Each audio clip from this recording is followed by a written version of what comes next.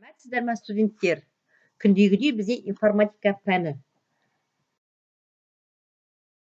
Бүгінгі жаңа сабаққа кіріспестен бұрын үй тапсырмасын тексереміз. Өткен сабақ бойынша бірінші үй тапсырмасын тексеру.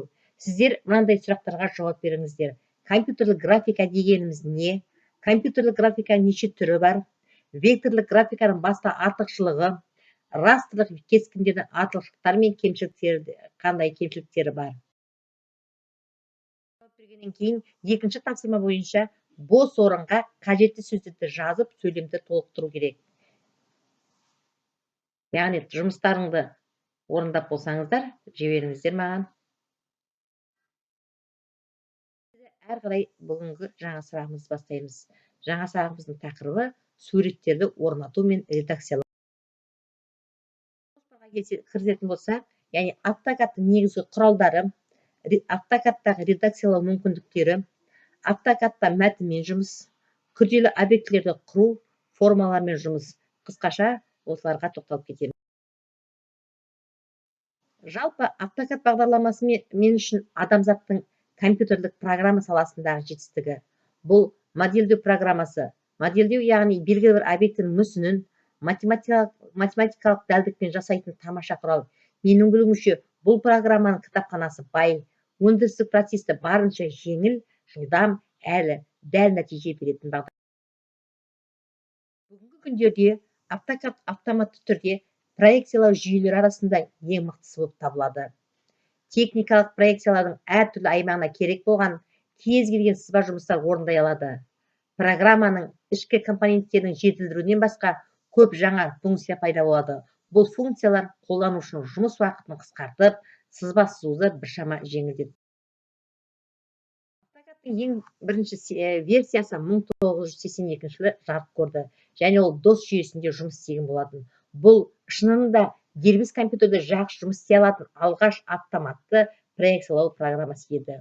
Ол кездерде бұл сияқты жүйелерді мықты жұмыс станцияларында ғана қолданған. Енді AutoCAD-тың негізгі құралдарына тоқталатын болсақ, бірінші түзу сызықты кескіндер, көмекші құрау сызықтары, көріністерді басқару құралдары, қолданушы координаттар жүйесі, яғни суреттен көріп отырғандай. Редакциялау мүмкіндіктері, манағы айтып жатқанымыздай, редакциялау құралдары, объектіні таңдау, редакциялау құралдардың кеңейтілген жинағы, өлшемдерді түзету бұйрықтары, объектілерді конструкциялау бұйрықтары болып табылады. Сонымен қатар AutoCAD-та да мәтінмен жұмыс жасауға болады. AutoCAD-та бір жолда қарапайым мәтін құру, мәтінді редакциялау мүмкіндіктері бар, мәтіндік стильді, көп жолды мәтін. Төменде көріп тұрсыңдар, текстовый редактор тұр ғой, сонда мәтін бойынша жұмыс жасаймыз. Күрделі объектілерді құру, полисызық құру, сплайндар, штрихтаған аймақтар, мультисызықтар, эскизді сызықтар құру болып табылады. Суреттерді орнату мен редакциялау тақырыбына видео сабақ. Алдарыңызда ашылып тұрған программаның өзі AutoCAD программасы деп аталады. AutoCAD программасында стандарттау жолы және қалып-күй жолы орналасқан. Стандарттау жолында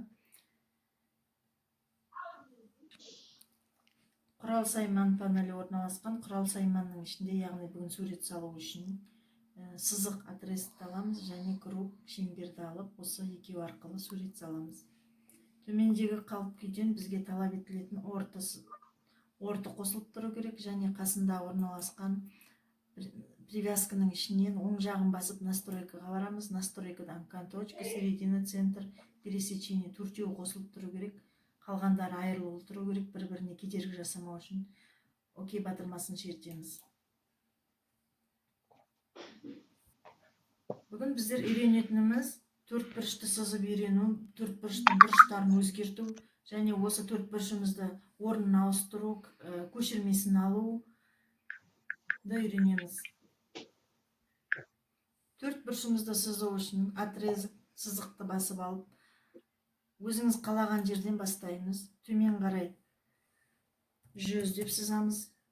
Enter батырмасын басамыз. Оң жаққа бұрып 100-ді басамыз. Enter басамыз. Жоғары қарай көтеріп 100. Enter. Надо замкнуть деп оң жағын басып жауып салуға болады. Яғни алдарыңызда көріп тұрғандай бізде төрт бұрыш пайда болды. Осы төрт бұрыштың бұрыштарын өзгерту үшін сопряжение дегенге барамыз. Сопряжениені басып, экранға келіп оң жағын басып, радиусты таңдаймыз.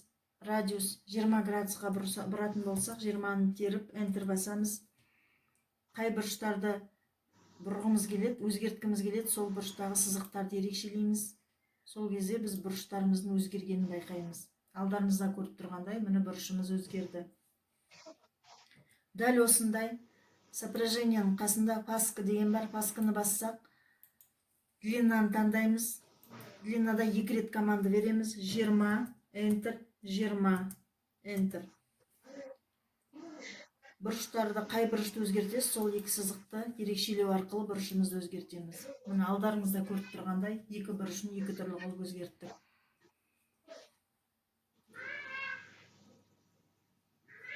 Осы салынған фигурамыздың орнын ауыстыру үшін переместитке барамыз.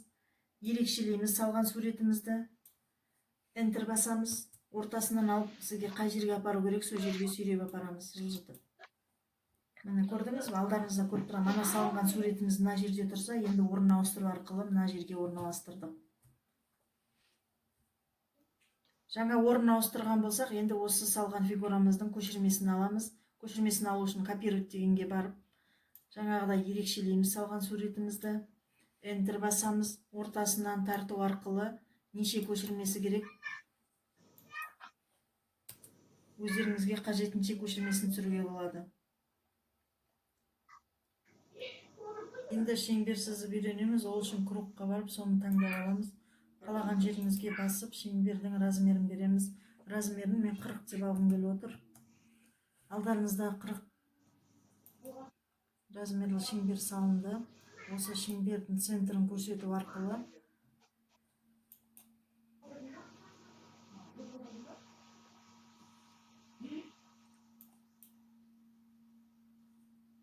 жоғары қарай 20 деп сызық сызамын.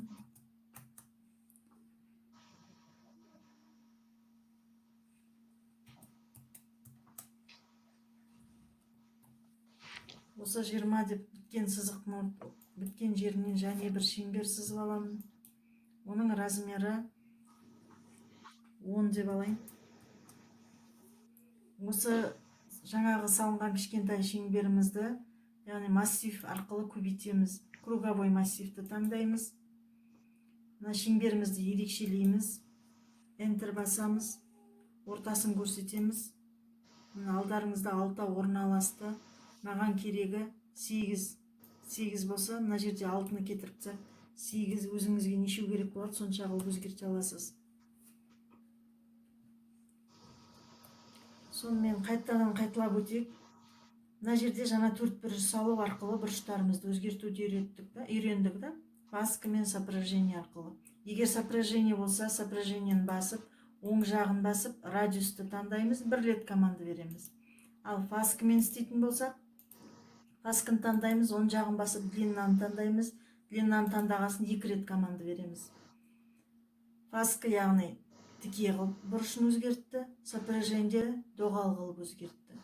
Сонымен қатар орындарын ауыстырып үйрендік, көшірмесін алып үйрендік, және шеңбер салдық. Шеңбердің үстіне кішкентай шеңбер салып, оны круговой массив арқылы көбейтуді үйрендік.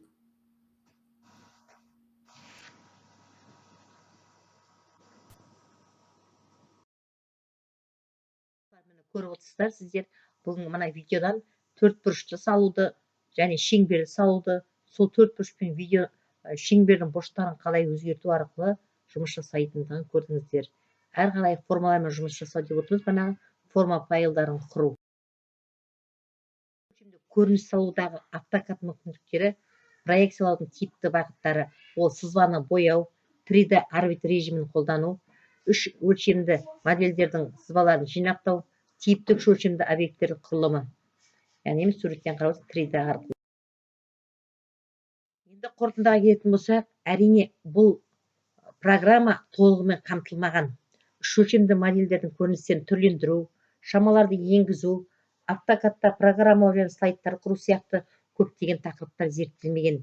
Дегенмен де автокад программасының негіздерін бір қарастырдық. Бұл программа біздің өмірімізге өте қажетті деп ойымды айтқым келіп тұр. Оны кез келген адам үйрене алады. Көп практика алсаңыз болғаны. Бұл жұмыс автокад программасын үйренуді енді ғана бастағандарға көмектеседі деген үмітпен сізбен қоштасамын. Сабақ аяқталды. Сау болыңыздар.